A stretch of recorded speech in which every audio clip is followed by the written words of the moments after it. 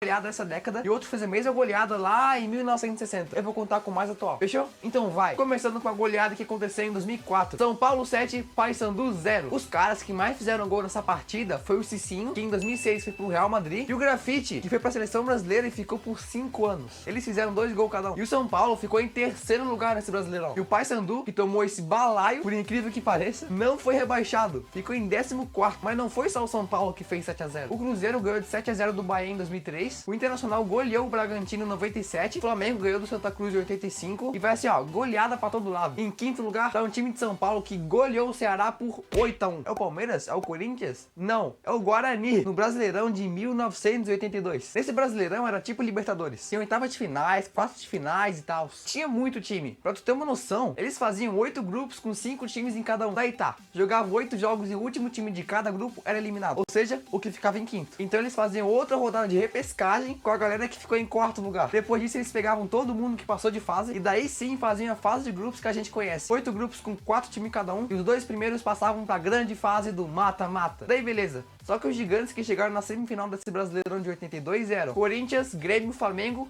e Guarani, que só perdeu o Flamengo, que foi campeão. O Guarani jogou muito, só que o Flamengo apelava também, né? Um dos jogadores era o Zico. Aí já é apelação demais. Em 76, o Flamengo ganhou do Sampaio Corrêa por também 8-1. E o Vitória ganhou do América do Rio Grande do Norte em 1980. Faz tempo. Em quarto lugar, nesse mesmo Brasileirão de 82, adivinha quem fez 8-0 contra o River do Piauí? O Guarani de novo. Mano, como assim? E um ano antes, o Flamengaço de Zico goleou o Fortaleza. E em 1967, o Grêmio ganhou do Perdigão de Santa Catarina por 8-0 também. Pô, mas que salsichado, hein?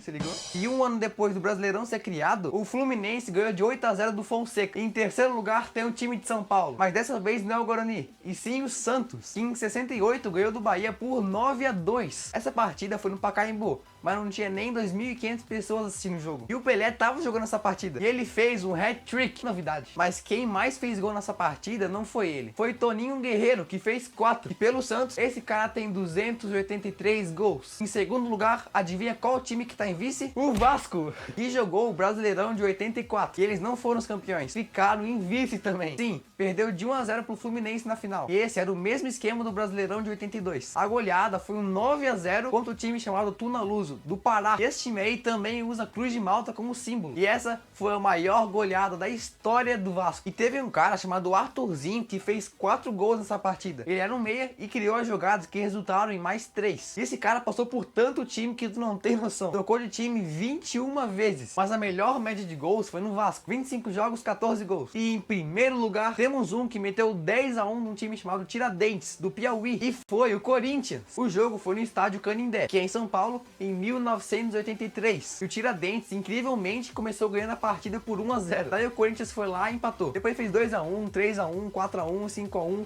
até chegar no 10-1, com 4 gols de Sócrates. E até hoje, nenhum outro time conseguiu fazer 10 gols numa partida da primeira divisão do Campeonato Brasileiro. Mas esse placar não foi a maior goleada do Corinthians. Em 1921, eles ganharam de nada mais, nada menos que 12-2 contra o Internacional. Só que não foi de Porto Alegre. Foi o de São Paulo. Sim, Inter de São Paulo, que nem existe mais. Então, você torce para algum desses times? Comente aí embaixo. Compartilhe esse